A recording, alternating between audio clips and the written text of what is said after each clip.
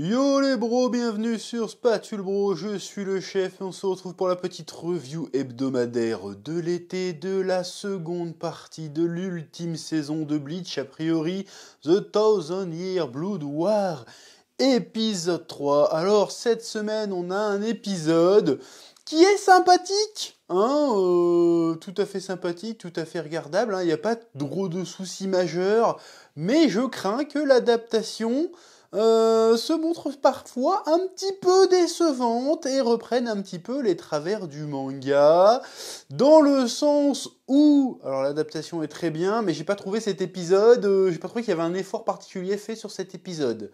Alors que sur les deux premiers, on sentait qu'il y avait un désir de mise en scène un peu soignée, un peu stylé, d'en mettre plein les mirettes.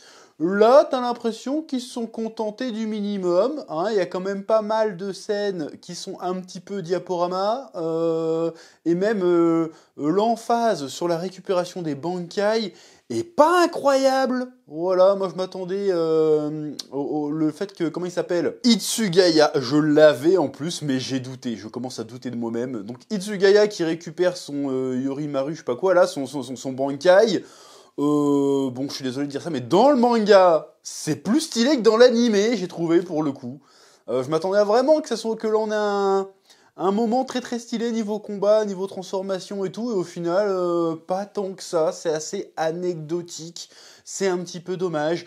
Autre chose qui m'a déçu, et qui a déçu, j'imagine, pas mal de gens, parce que là on a eu un véritable ajout par rapport au manga, si je dis pas de bêtises, nous découvrons le Bankai de Shinji, qu'il n'avait jamais sorti dans le manga. Et on se rend compte que son Bankai, c'est plus ou moins la même chose que son Shikai, mais en plus plus. C'est-à-dire que quand il sort son Bankai, en fait, les méchants confondent alliés et ennemis, et du coup, ils s'entretuent entre eux. Ok. Bon. Alors, le concept est sympathique, mais comment il sort son Bankai ? Alors que, en plus, quand tu vois les teasers, ça avait vraiment... Shinji va sortir son Bankai, attention, oula, un ajout qu'on n'a jamais vu. Et en fait, ça dure 30 secondes, et il sort son Bankai contre une armée de randoms qu'il aurait pu buter sans, en fait. Et c'est un peu nul, du coup. Moi, j'ai trouvé ça extrêmement décevant. Bon, on a eu la justification de pourquoi il le sort pas souvent, voire jamais. C'est parce qu'en fait, quand il sort son Bankai, tout le monde, la confusion s'étend même à ses alliés. Du coup, il doit l'utiliser avec parcimonie. Mais là, je suis désolé, c'est bidon, quoi. Pour éclater des randoms qui les auraient éclatés de toute façon, en fait. Quel intérêt? Tu vas pas sortir ta masterclass contre des randoms, c'est débile! Donc là, du coup, j'ai été un petit peu déçu. Je me suis dit, on va avoir de la nouveauté. Moi, je pensais qu'il allait plutôt le sortir dans son combat contre l'autre connasse, là, qui fait exploser des trucs. Mais en fait, j'ai oublié son nom, je suis désolé. Par contre, ils ont des noms à moitié cheleux, je me souviens plus de son nom. Celle qui fait exploser des trucs et qui essaie de se taper un gars, là, dans l'épisode précédent. Et en fait, non. Après, juste, il va se combattre contre elle, normal, en fait, vite fait. C'est tout. Donc là, ça m'a un petit peu déçu, même profondément déçu. Je m'attendais qu'il y ait vraiment de la nouveauté. Là, c'est juste vraiment, tiens, on te donne l'info, ce qu'on te l'avait pas donné avant. Ça n'en rajoute rien au schmilblick. Donc voilà, pour le coup, je suis pas content. Non. Et globalement, on sent quand même dans l'épisode qu'ils sont en train un peu de gagner du temps. C'est-à-dire qu'il se passe pas énormément de choses et on va montrer 2-3 extraits de combat qu'on commence à mettre en place. Et vite fait, on va passer à autre chose. Tu sens qu'en fait, ils sont en train d'un peu de meubler. J'ai senti un peu de meublage dans cet épisode. Pareil, comme les explications de Uehara avec Mayuri pour expliquer comment fonctionne le volage, le vol de Bankai et pourquoi ils en sont pas pris aux résurrections des Arrancars. Encore une fois, je vais dire, mais dans le manga, il me semble que l'explication est pas aussi compliquée que ça. C'est juste, il arrive, il fait tu t'es pas demandé pourquoi ils volaient pas les pouvoirs des Arrancars ? C'est parce qu'en fait les cellules de holo ils sont toxiques pour les Quincy. Du coup je vais holoifier les Bankai et du coup comme ça on récupère ceux qu'ils ont volés et ils peuvent pas voler les nouveaux Bankai. C'était deux bulles. Et là ils te font 5 minutes d'explication dans le bordel. Bon. Alors c'est sympa, ça rappelle le lore, ça réexplique des trucs, genre pourquoi les Quincy veulent à ce point exterminer les holos, bah c'est parce que quand ils se font attraper par les holos, bah ça les tue définitivement, ils disparaissent pour de bon. C'est pas juste qu'ils vont devenir eux-mêmes des holos ou ce genre de trucs, c'est vraiment juste bah ils vont cesser d'exister. Donc il faut qu'ils butent les holos avant qu'ils eux-mêmes se fassent buter, ce qui ressemble à il représente un danger mortel pour eux dans le sens le plus profond possible. C'est-à-dire que même il n'y a pas de vie après la mort et il n'existe plus. Il me semble que c'est ça, si j'ai bien compris. Bon, c'est intéressant, mais est-ce que ça devait durer aussi longtemps? Je ne sais pas trop. Ils ont rajouté des passages aussi, il me semble, où il y a des petites bébêtes qui vont essayer de pirater les ordinateurs des Quincy. Bon, est-ce que c'était franchement utile ça aussi? Je suis pas sûr, je suis pas sûr. Oui. Bon, cet épisode, c'est aussi l'occasion pour moi d'évoquer un problème que j'ai avec cet arc, que j'ai pas pu trop évoquer dans l'épisode précédent pour pas trop spoiler, c'est le retour aussi rapide des Bankai. Donc Uehara, il arrive, j'ai trouvé un moyen de récupérer les Bankai, donc il récupère les Bankai. Alors, sachant que le vol de Bankai et l'inopérance, le fait que les Bankai ne soient pas opérationnels face au Quincy, au Stern Ritter en particulier, c'était le gros truc de la saison précédente, en mode de la première partie en tout cas, en mode oh ils sont dans le caca, ils sont dans la mouise, ils peuvent pas utiliser leur arme la plus puissante face à des ennemis qui sont a priori les plus puissants qu'ils ont jamais rencontrés. Bon, ok, c'était bien, ça donnait vraiment des péripéties, ça donnait de l'enjeu, ça donnait du danger, c'était chouette. Genre ils vont devoir trouver d'autres techniques pour surpasser leur Bankai, ou passer outre leur Bankai, pour réussir à vaincre les adversaires. Bon, on a eu ça un épisode, le temps d'un combat. Hein. T'as le Hitsugaya qui arrive et hey, j'ai trouvé un moyen de combiner mon Shikai avec le Shikai de Matsumoto pour plus ou moins émuler mon Bankai. Voilà, c'était intéressant, c'était cool. Sauf qu'ils n'ont pas continué là-dessus. Enfin, sauf que Tite Kubo n'a pas continué là-dessus. Et à la fin du combat, quand ils voient qu'ils se font tous éclater, eh ben en fait, vous allez récupérer vos Bankai. Et j'ai pas de problème face au fait qu'on récupère son Bankai. Le problème, c'est ce qui se passe juste après. Ce qui se passe juste après, c'est genre « Ah, vous avez récupéré vos Bankai, tant mieux, on va pouvoir utiliser nos véritables pouvoirs !» Et là, je fais « Non. Là, non, là, tu nous prends pour des cons, Tite Kubo. Je suis désolé, tu nous prends pour des cons. Là, t'as juste fait une péripétie pour la péripétie, du coup. Parce que là, t'avais l'occasion. De l'absence de Bankai, vas-y. En plus, c'est pour ça que Ichigo est obligé de se barrer avec la division 0, hein. Parce qu'ils ont plus les Bankai. Donc il va falloir reconstruire le Bankai, repenser le Bankai, repenser notre rapport au Bankai. Et juste après, tu fais non mais en fait on s'en fout. Ils l'ont récupéré. Et de toute façon, les Quincy, on n'avait pas besoin. Parce que de toute façon, ils avaient leur vol standing. Bon déjà, on savait qu'ils avaient le vol standing, parce que le Hopi, là, il l'avait déjà utilisé face à Ichigo. Ce qui n'a pas empêché Ichigo de lui mettre une raclée d'ailleurs, hein, au passage. Donc on savait qu'ils avaient ça.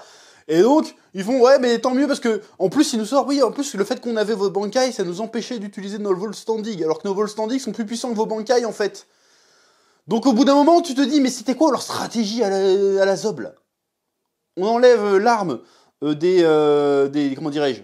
On enlève l'arme des Shinigami, on va les taper avec leur arme, et de toute façon, même s'ils le récupèrent, c'est pas grave, parce que de toute façon, on a nos armes à nous qui sont déjà plus puissantes. Pourquoi tu t'emmerdes, en fait? Vole leur Bankai et attaque avec ton arme à toi directement et fume-les, en fait. Pourquoi tu t'embêtes? Donc ça sonne un petit peu... Alors je peux comprendre stratégiquement le côté torture psychologique, tout ça, ouais, on va affaiblir l'ennemi, machin, d'accord, ok. Mais t'as déjà tous les trucs, t'as l'attaque surprise, t'as la puissance déjà. Pourquoi tu t'embêtes à compliquer ton travail avec des stratégies qui sont pas très utiles, pour le coup? Je trouve ça très très bizarre.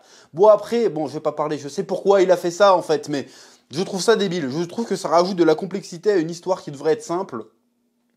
Ou en tout cas qui met la complexité et là où ça devrait passer juste une péripétie naze pour faire un suspense naze en mode ah ça y est ils ont récupéré leur Bankai, ça y est ils vont pouvoir se rebattre à armes égales et en fait et non, tant mieux, vous allez regretter d'avoir récupéré leur Bankai parce que maintenant on va pouvoir sortir nos véritables armes, notre Bankai à nous en fait, hein, c'est ça, hein.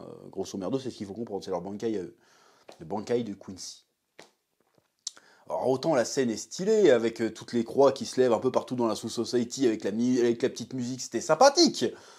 Mais je trouve sur le principe, tu sens vraiment que c'est... on rajoute de la difficulté pour l'enlever juste après et pour rajouter un autre truc derrière.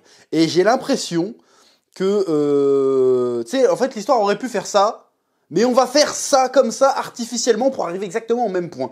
Et c'est le truc que je reprocherais à pas mal de points qu'il y a dans cet arc dans le manga, déjà, tu vois. Mais c'est qu'un exemple.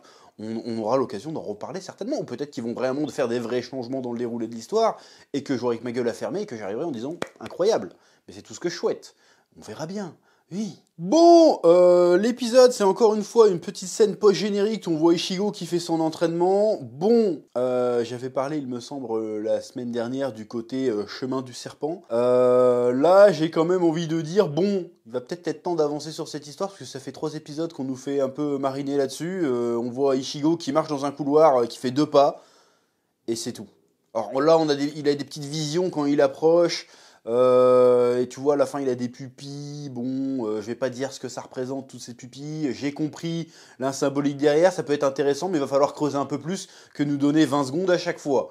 Hein, parce qu'au bout d'un moment, on va sentir le truc. Je sens qu'il va arriver qu'à la fin de la saison, Ichigo. Et si ça fait comme dans le manga, ça va me gonfler. Encore une fois, je veux spoiler personne. Mais le traitement d'Ichigo dans le manga, dans le dernier arc... Franchement, c'est un scandale. Je le dis, c'est un scandale. Encore là, j'y pense, ça m'énerve. En vrai. Donc, on va voir ce qu'ils vont faire avec cette histoire d'entraînement d'Ichigo. Est-ce que c'est vraiment pour ajouter quelque chose et rajouter des précisions qu'il n'y avait pas forcément eu dans le manga? D'ailleurs, il y a plein de gens qui m'ont spoilé les romans, que je comptais pas lire de toute façon, qui m'expliquent oui, mais quand j'ai oublié son nom, le mec avec ses chemises à fleurs va prévenir les copains d'Ichigo, c'est parce qu'en fait, il y avait un autre plan à côté par rapport à Ichigo, mais qui n'est pas expliqué dans le manga, mais qui est expliqué dans les romans. Bon. Moi, le problème, c'est que quand je lis un manga, c'est pas pour lire tous les romans derrière, pour voir les light novels et les conneries comme ça. Je veux que les infos principales, qui sont essentielles à la compréhension du récit, se trouvent dans le manga. C'est normal, il y a 74 tomes, frérot. Je pense que normalement, t'as de la place pour donner les infos. Hein, ok? Donc là, c'est de ta faute, Tite Kubo, pour le coup, si on l'a pas l'info dans le manga.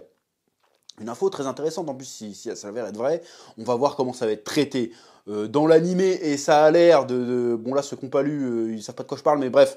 Ça a l'air, comment dirais-je, de respecter ce que les gens m'ont dit par rapport au roman. Donc on va voir, mais qu'est-ce que ça va rapporter? Est-ce que ça va vraiment juste rapporter une info, ou est-ce que ça va apporter quelque chose dans le développement d'Ichigo qui va être intéressant et qui va jouer un rôle par la suite, et que ces éléments n'ont pas pu vraiment jouer de rôle dans la résolution du manga?